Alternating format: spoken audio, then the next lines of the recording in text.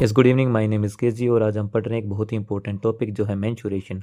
तो मेंसुरेशन में स्टार्ट करेंगे हम 2D से। 2D होता है टू डायमेंशन, जैसे कि आप यहाँ पे टू डायमेंशन की एक शेप देख पा रहे होंगे, रेक्टेंगल की शेप। इसमें 2 डायमेंशन होंगे, जैसे लेंथ और ब्रेड्थ हो गई। ठीक है। 3D में 3 डायमेंशन होते हैं, जैसे कि आप यहाँ पे एक शेप देख पा रहे होंगे, 3 डायमेंशन की लेंथ, ब्रेड्थ और हाइट। ठीक है, 3 यहाँ पे हमारे पास डायमेंशन होते हैं। नेक्स्ट चलते हैं हम मेजरमेंट के ऊपर। तो ये मेजरमेंट क्या है, तो 2D शेप्स के अंदर मेजरमेंट दो तरीके से होता है, एक तो बाउंड्री का और एक रीजन का। जैसे कि आप ये शेप देख पा रहे हो, तो इसमें बाउंड्री हमारी ये हो गई। ठीक है। तो इस बाउंड्री की लेंथ को हम क्या कहते हैं, यहाँ पे पेरीमीटर कहते हैं। और जो ये रीजन अंदर है, इसका मेजरमेंट हमारा क्या कहलाएगा, एरिया कहलाएगा। ठीक है। नेक्स्ट चलते हैं 3D शेप्स में। 3D शेप्स में क्या होगा, 3D शेप्स में आप जो ये बाउंड्री देख पा रहे हो, ठीक है। अब बाउंड्री पे क्या आ गई है, फ्लैट फ्लैट सरफेस आ गई, यानी रेक्टेंगल्स आ गए। तो इन फ्लैट सरफेस का क्या निकलेगा, एरिया निकलेगा।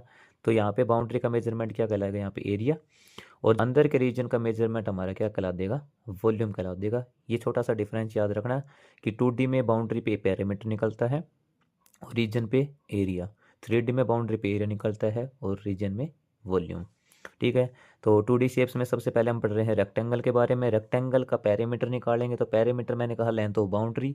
तो यहाँ पे लेंथ, ब्रेड्थ, यहाँ पे भी लेंथ होगी और यहाँ पे भी ब्रेड्थ। तो L+B और L+B क्या हो गया, 2L+B। एरिया निकालेंगे तो ये फॉर्मूला है length multiply breadth, L×B।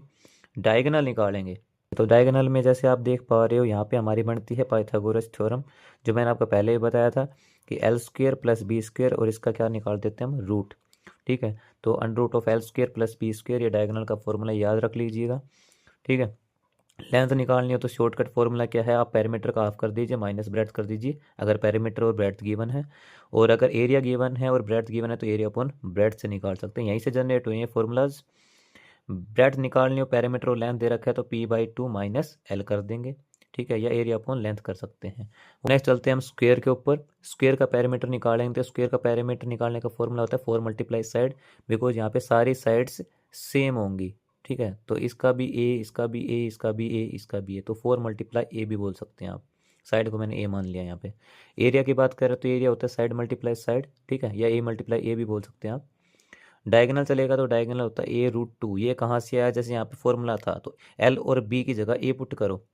A² + A² कितना हो गया, 2A²। और 2A² का रूट निकालते तो A√2 आता है। ठीक है। अगर आपको एरिया गिवन हो और एरिया से आपको डायरेक्ट पैरामीटर निकालना हो, तो आप क्या कर सकते हैं, 4 √एरिया कर सकते हैं। साइड का स्क्वायर एरिया है, तो साइड क्या हो गया, एरिया का रूट, तो 4 √A से निकाल सकते हैं। एरिया निकालना होता है, पैरामीटर को 4 से डिवाइड करके और उसका स्क्वायर कर सकते हैं। ये कुछ शॉर्टकट फॉर्मूलाज हैं जो आपके काम आते हैं। ट्राइंगल के बारे में पढ़ेंगे, तो ट्राइंगल में सबसे पहले है पेरीमीटर। पेरीमीटर क्या होगा, सम ऑफ साइड्स, तीनों साइड ABC मैंने मान रखे, तो इन तीनों का सम कर देंगे। एरिया निकालेंगे, तो एरिया क्या होता है, 1/2 इंटू बेस इंटू हाइट। अब बेस क्या है, जिस, जैसे आप यहाँ पे देख रहे हो एक परपेंडिकुलर डला हुआ है, तो जो परपेंडिकुलर इसको हाइट कहेंगे, और जिस साइड के ऊपर ये डलेगा उसको हम बेस कहेंगे। ऐसा नहीं है कि यहाँ पे डलेगा, अगर ये परपेंडिकुलर यहाँ से इस साइड में डलता तो ये H माना जाता और बेस क्या मानते हम, A मानते। तो जिस साइड के ऊपर ये परपेंडिकुलर डलेगा उसको हम बेस मान लेंगे। ठीक है। तो B पे डला ये बेस और ये हाइट, तो 1/2 into base into height. B निकालना हो तो 2 × एरिया अपॉन हाइट। हाइट निकालना हो तो 2 × एरिया अपॉन बेस। ठीक है। Area of equilateral triangle. अब ट्राइंगल्स में इक्विलेटरल ट्राइंगल्स का बहुत इंपॉर्टेंट रोल होता है, इसलिए मैंने इसको स्टार किया है। एरिया ऑफ इक्विलेटरल ट्राइंगल निकालेंगे तो √3/4 A² होता है। जनरेट यहीं से हुआ है, जैसे 1/2 इंटू बेस इंटू हाइट, तो बेस तो यहाँ पे A ही रहेगा क्योंकि साइड तीनों बराबर हैं। ठीक है। लेकिन जो हाइट है इसकी वो √3/2 और मल्टीप्लाई में A हो जाएगी, √3A/2 होती है इसकी हाइट, तो वहीं से जनरेट हुआ है। पेरीमीटर ऑफ इक्विलेटरल ट्राइंगल, सारी साइड बराबर है, तो A+A+A यानी कि 3A हो गया। ठीक है। सेमी पैरामीटर होता है आपका S = A+B+C/2 हो जाएगा। सेमी मतलब हाफ होता है, तो पैरामीटर का हाफ कर देंगे तो अपॉन में 2 आ जाएगा। एरिया निकालना हो, लेकिन आपके पास ना बेस है ना हाइट है, लेकिन तीनों साइड गिवन है, तो आप क्या करेंगे, सेमी पैरामीटर निकाल के इस फॉर्मूला का यूज़ करेंगे, S × S-A, S-B और S-C। एक एक बार तीनों साइड को माइनस करके उसकी मल्टीप्लाई करके रूट कर देंगे। ठीक है। नेक्स्ट चलते हैं हम सर्कल के ऊपर। सर्कल में सबसे पहले निकालेंगे सरकमफ्रेंस। सरकमफ्रेंस और पैरामीटर एक ही चीज़ है, तो सरकमफ्रेंस का फॉर्मूला हो जाएगा यहाँ पे 2πr, और यहाँ पे अगर डायमीटर गिवन है तो पाई डी। डायमीटर क्या होता है, मैंने आपको पहले भी बताया था, 2 × r होता है, ये r और ये r, इसको कंप्लीट को ऐड करेंगे तो r + r 2r हो जाएगा। ठीक है, तो अगर डायमीटर की फॉर्म में तो पाई डी बोल देंगे, रेडियस की फॉर्म में तो 2πr हो जाएगा। आया कहाँ से, देखिए ये है रेडियस और इसने कंप्लीट चक्कर लगाया है इसका।